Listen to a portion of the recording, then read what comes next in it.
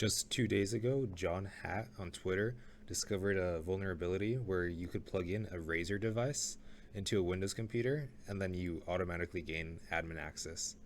It sounds kind of crazy, but it's really simple to do.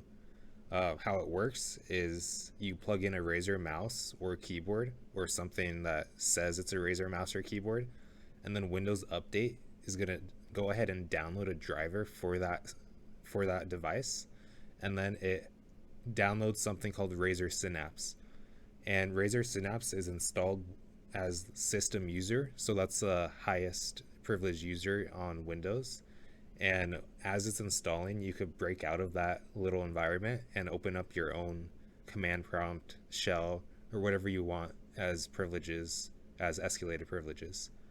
As you see here, I have a local account. It's not an administrator. To further prove that, I could go in and go to my local disk. I could go to users, and then I could go ahead and try to see the Atlas user. Right now it says I don't have permission because I'm not an administrator. So let me go ahead and plug in a Razer keyboard, and then Windows will go ahead and set up that device, and you'll see the Razer software start loading up. And then it recognizes that I have a keyboard. It's trying to install Razer Synapse, but before you go any further, you click right here on the install location, and then you have this little window pop up where you could choose the install location. But you're not going to choose install location. What you're going to want to do is you're going to want to just open up a command prompt, and you'll see here that it says administrator in the top left. And if you just do a simple command, who am I, you see you're the system user.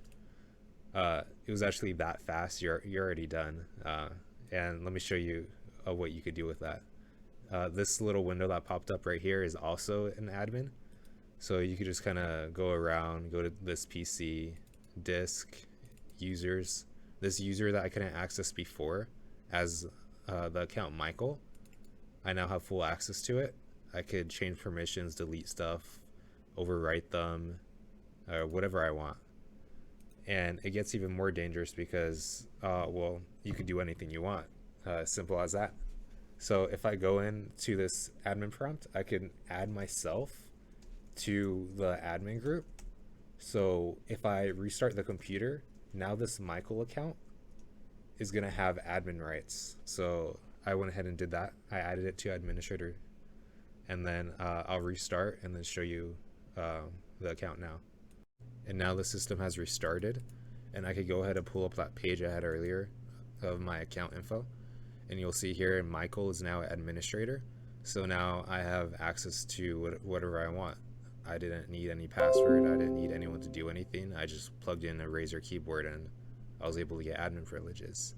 So if I go back, open up File Explorer, and then local disk, users, and that Atlas user I was trying to look at earlier, you could see I could see all the files without without a problem. No password, nothing. So this is a problem with both how Microsoft handles things and how Razer handles things. Razer's working on a fix right now, and Microsoft shouldn't allow this to happen, period. But it's not a simple solution as you might think. You might say, well, don't install the driver as administrator, or don't allow automatic driver installations.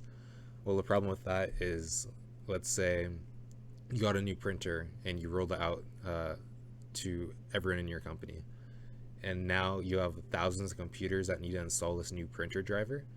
You're gonna have to go in and enter in an admin password on every single one that you want to install the driver on, and that's just gonna be a hassle. That's why Windows automatically installs drivers for you. So they're gonna have to figure out how to combat this. Most likely Razer's gonna have to change the way they install the driver on your computer, but the underlying problem is still gonna be there. It's not just gonna be Razer next time, it's gonna be someone else.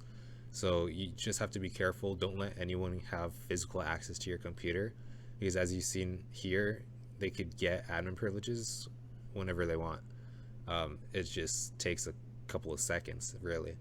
So just don't leave your computer unattended, and if a hacker is able to have physical access to your computer, consider it compromised, because There's always going to be some vulnerability that comes out. Like they could try new tricks, and you're just going to play catch up.